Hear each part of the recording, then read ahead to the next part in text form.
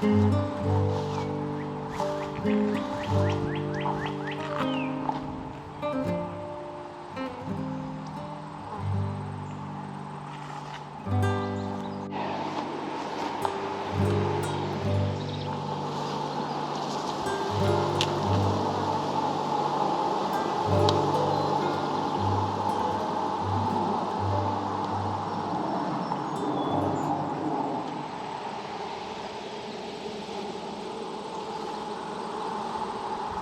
guys, welcome to Silver Lake.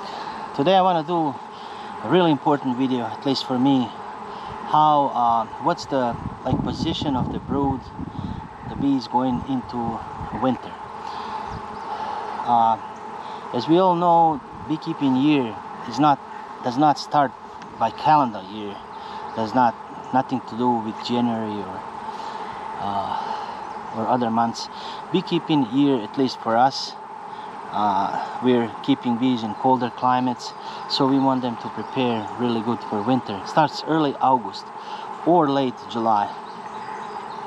So the way I keep my bees is I have one box as my primary brood chamber, and after that box I have the queen excluder, and then I do honey soup, as you can see on this hive. So this is just the main hive with all the brood, and I have queen excluder, and all this is honey. So first week of August, what I do is I remove everything above this second box. So this is all gonna be honey for us, and this is full of capped honey. So this is gonna be a wintering food for our bees. I'm not feeding any sugar or anything. I leave them enough honey, because the honey is the best food that they will survive the winter on. So no sugar syrup or nothing. So I just make sure that I leave them enough food for them. But what's really important is not just leaving enough food, is proper placement of food. So let's say there's no queen excluder. See, one of the reasons I do queen excluders is if there's no queen excluder, and queen can go freely wherever she wants and lay like any frame. So you'll have brood all over, and I want to have brood after I remove the honey, I want to have the brood in the bottom box. And why is that? So the reason why I want to have brood in the bottom box is because of robbing.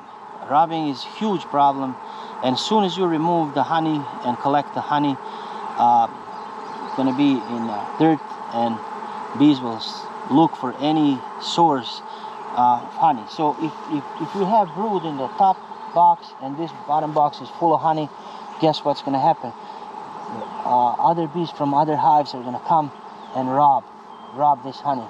Or yellow jackets, if the nights are starting to get colder, bees not flying, yellow jackets can tolerate colder weather, and they're going to come in and steal all this honey from the bottom box. So it makes a lot easier to have queen excluder, because you know all this is brood and all this is honey. So after we collect all this honey for us and leave these two boxes, so this will be all brood and will be all honey. So it's going to look something like this. So this is going to be all honey with some honey and pollen. So this is going to be all honey with some honey and pollen, and there's going to be a queen excluder, and this is all going to be brood, so you'll have this just empty frames, but I'm just showing you. So let's say we have 8 frames of brood. So let's say we have 8 frames of brood. So in this case, if we have 8 frames of brood, I would do a couple of frames that have honey and pollen on the side.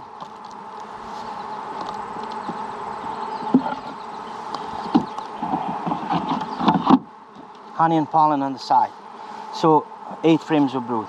This is the configuration of the bottom box. So if I have 5+ frames of brood, I would do 6, 7, 8, 9 or even 10 frames. I would put all brood on the bottom box. Remove the queen excluder, and then what's really important, the top box. So this top box will be full of honey. So all 10 frames will be full of honey. So what I would do is I would leave 6 frames of honey. 6 frames. 6, 7, 8 frames of brood on the bottom box. Remove the queen excluder right away and have 6 frames of honey in the middle. On the last, like 2 on each side, I'll have a space for drawn foundation. And I will put 2 drawn foundation on each side, so 4 total frames. Why? Is because in the fall they're gonna collect more honey for them, and this will be all full. So later all this brood, you know, like in October, what they're gonna do is they're gonna remove the honey from the middle of the top box and cluster right in the middle and have all this honey on top of them, on top of their heads. Okay, so we have to monitor these last 4 frames. When you remove that, when you extract honey, don't use those frames. Just leave them in storage if you need it. So if there's no fall nectar, then you can add those last 4 frames. If they make a lot of, you know, if there's really good nectar flow in the fall, let's say goldenrod or whatever, then you can, if they cap it, you can remove it and put another one, or you can put 2 or whatever. So your goal is for them to have enough. Even these 6 full frames of honey is going to be enough, but they're going to collect these other 4 and have enough for the winter. Your goal is for them to cluster kind of in between the boxes. So what happens if you don't have 8, 7, 8 or more frames of brood? If I have less, 5 or less, then what I do is I overwinter in singles. So I use honey on the side and then have those 5 frames in the middle and 5 frames on the side, and I put double screen board and I overwinter them on top of my regular double hives. So if they're smaller cluster, it may be a good queen, but smaller cluster, not enough brood, I would just winter them in singles instead of having all this extra space on the second box. So 8 frames of brood, couple on the honey on the sides, and then 6 frames capped honey, like full frames, and then 4 on the side, so they will collect fall. And keep an eye on these last 4 frames if they're bringing in. If not, you can put it back, these 4 that you removed. Another really important thing is to watch for is varroa mites.